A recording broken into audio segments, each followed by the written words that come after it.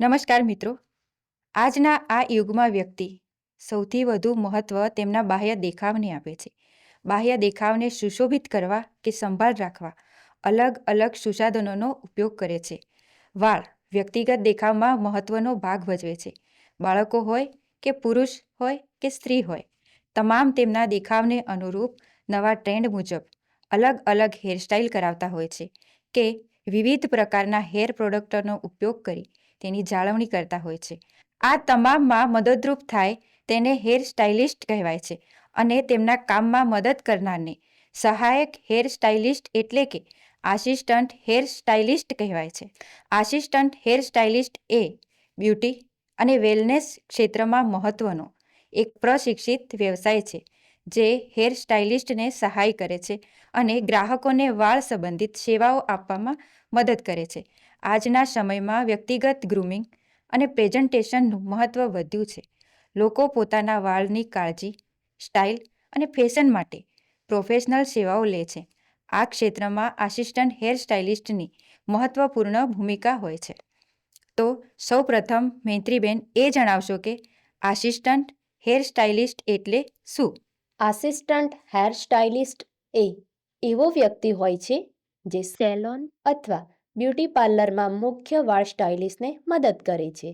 તેમનું મુખ્ય કામ વાળ ધોવા, સૂકવવા, સાધનો તૈયાર રાખવા, કામની જગ્યા સાફ રાખવી અને ગ્રાહકોની પ્રાથમિક સંભાળ રાખવાનું હોય છે. મદદનીશ તરીકે કામ કરતા વ્યક્તિને વાળ કાપવા, સ્ટાઇલ બનાવવા અને ટ્રીટમેન્ટ વિશે ધીમે ધીમે શીખવાની તક મળે છે. અનુભવ વધે તેમ તે આગળ જઈને પ્રોફેશનલ વાળ સ્ટાઇલિસ્ટ બની શકે છે. આસિસ્ટન્ટ હેર સ્ટાઇલિસ્ટની કામગીરી શું હોય છે અને તે ક્યાં કામ કરે છે? જો તેની કામગીરીની વાત કરું તો વાળ સ્ટાઇલિસ્ટને મદદ કરવી તે મુખ્ય કામ છે.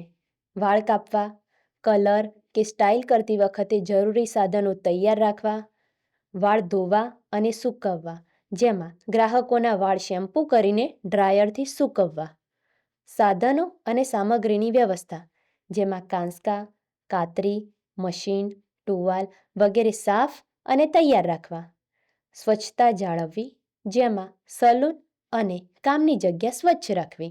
જો તેના કાર્યસ્થળની વાત કરીએ તો hair salon, beauty parlour, hotel અને સ્પા, ફિલ્મ અને ટીવી શૂટિંગ સ્થળ, બ્યુટી ટ્રેનિંગ સેન્ટર અને ઘરે સેવા આપનાર સલૂનમાં કામ કરી શકે છે. આસિસ્ટન્ટ હેર સ્ટાઇલિસ્ટ બનવા માટે વ્યક્તિગત ગુણો કેવા હોવા જોઈએ? જો વ્યક્તિગત ગુણોની વાત કરું તો સ્વચ્છતા પ્રત્યે ધ્યાન, વિનમ્ર અને નમ્ર સ્વભાવ, શીખવાની ઈચ્છા, ધીરજ, જવાબદારી ભાવ, ટીમમાં કામ કરવાની ક્ષમતા અને સમયપાલન જેવા ગુણો જરૂરી છે.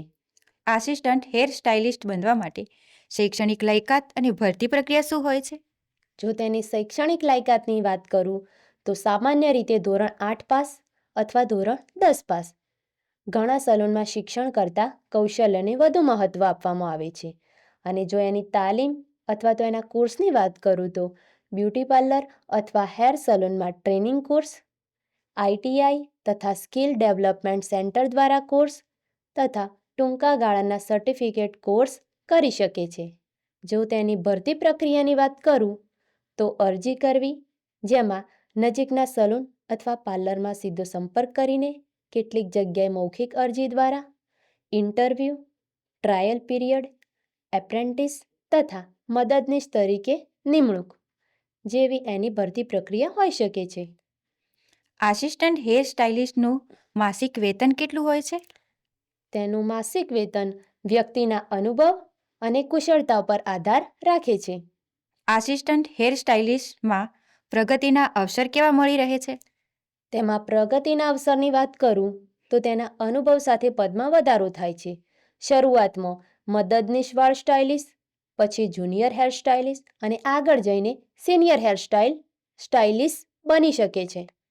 આસિસ્ટન્ટ હેર સ્ટાઇલિસ્ટના અભ્યાસ માટે કોઈ શિષ્યવૃત્તિ કે યોજનાનો લાભ મળી શકે?